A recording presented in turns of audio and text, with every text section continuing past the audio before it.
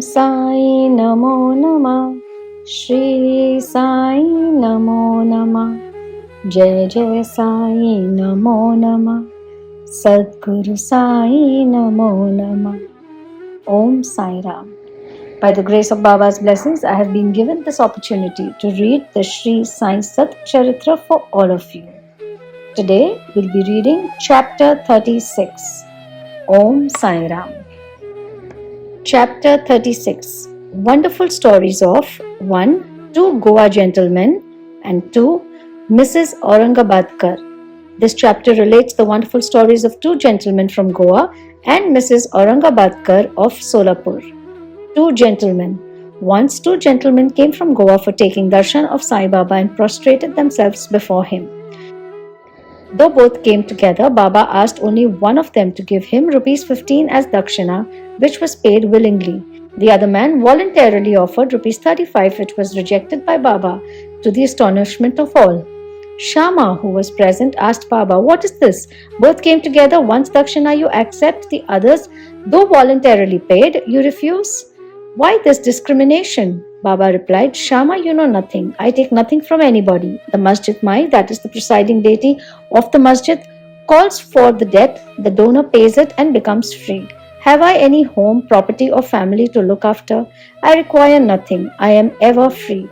Debt, enmity and murder have to be atoned for, as there is no escape from them." Baba then continued in his characteristic way as follows. At first he was poor and took a vow to his God that he would pay his first month's salary if he got a job. He got one for rupees 15 per month. Then he steadily got promotions. From rupees 15 he got rupees 30, 60, 100, 200 and ultimately rupees 700 per month. But in his prosperity he forgot completely the vow he took. The force of his karma has driven him here and I ask that amount, that is rupees 15 from him as dakshina. Another story. While wandering by the seaside, I came to a huge mansion and sat in its veranda.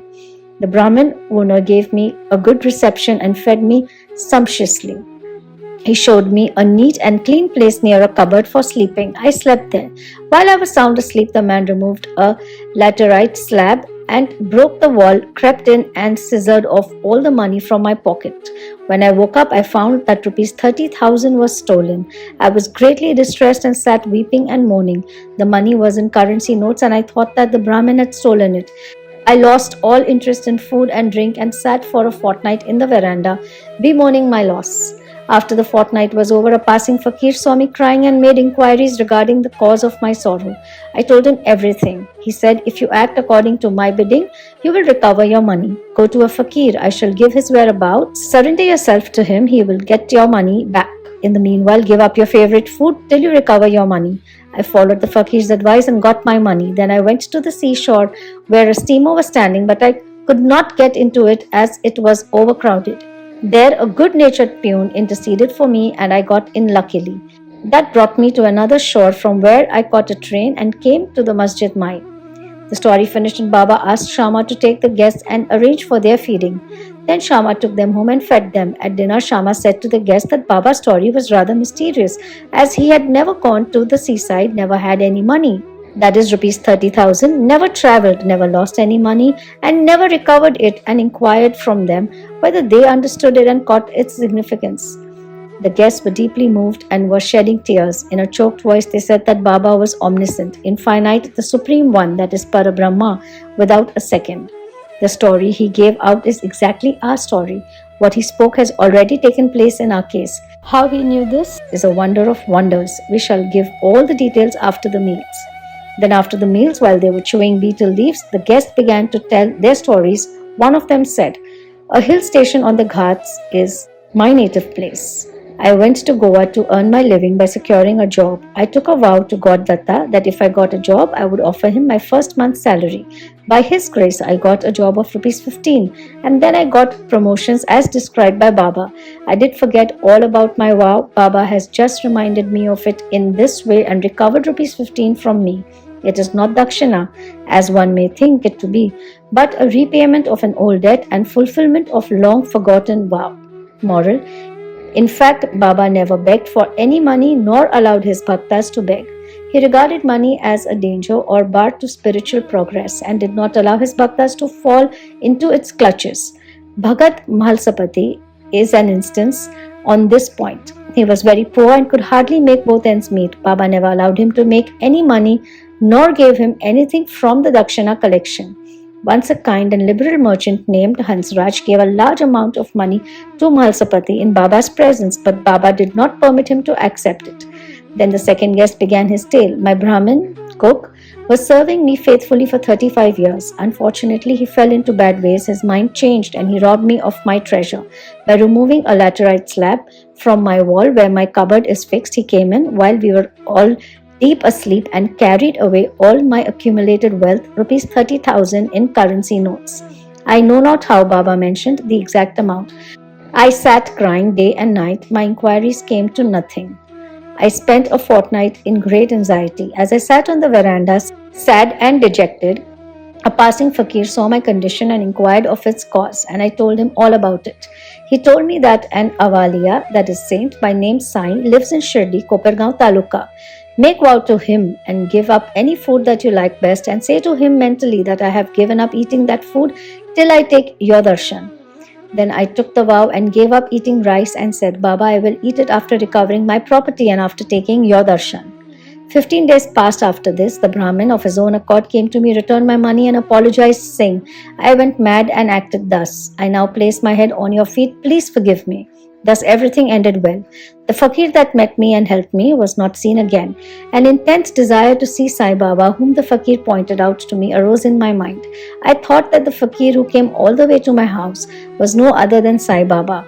Would he who saw me and helped me to get my lost money ever covet rupees 35? On the contrary, without expecting anything from us, he always leads us on the path of spiritual progress. I was overjoyed when I recovered my stolen property, and being ignorant, I forgot all about my vow. Then when I was at Kolaba one night, I saw Sai Baba in my dream. This reminded me of my promised visit to Shirdi. I went to Goa and from there wanted to start for Shirdi by taking a steamer to Mumbai en route. But when I came to the harbour, I found that the steamer was crowded and there was no place.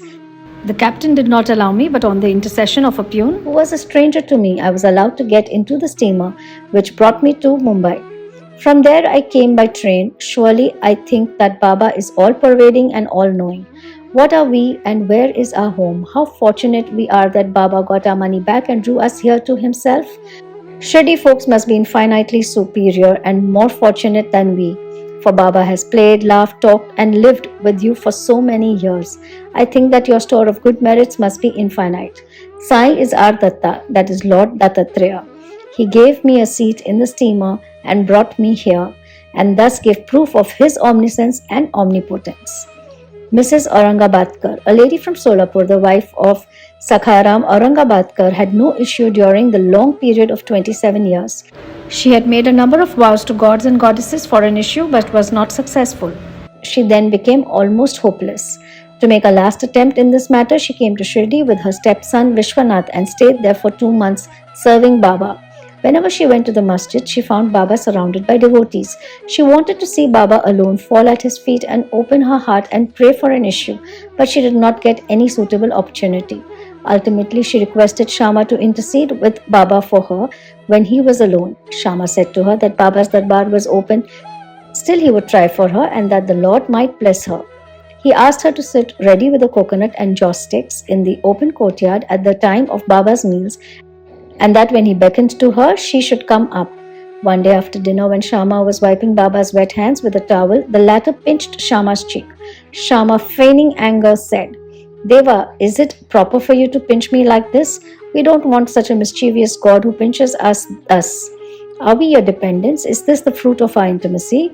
Baba replied, O Shama, during the 72 generations that you were with me, I never pinched you till now, and now you resent my touching you? Shama replied, I want a God who will always love us and give us new dishes to eat. We do not want any reward from you or heaven, etc. Let our faith unto your feet be ever awake. Baba, yes, I have indeed come for that. I have been feeding and nursing you and have got love and affection for you. Then Baba went up and took his seat. Shama beckoned to the lady. She came up, bowed down and presented the coconut and joss sticks. Baba shook the coconut, which was dry. The kernel within rolled and made a noise. Baba said, Shama, this is rolling. See what it says. Shama, the woman praised that a child should similarly roll in her womb. So please give her the coconut with your blessing. Baba, will the coconut give her any issue? How foolish people are to fancy such things. Shama, I know the power of your words and blessing. Your word will give her a series of children. You are wrangling and not giving real blessing. The parley went on for a while. Baba repeatedly ordered to break the coconut and Shama pleaded for the gift of the entire fruit to the lady. Finally, Baba yielded and said, She will have an issue. When asked Shama, in 12 months was the reply. At this, the coconut was broken into two parts. One was eaten by the two, the other was given to the lady.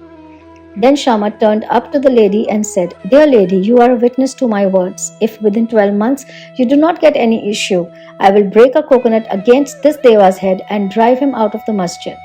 If I fail in this, I will not call myself Madhav.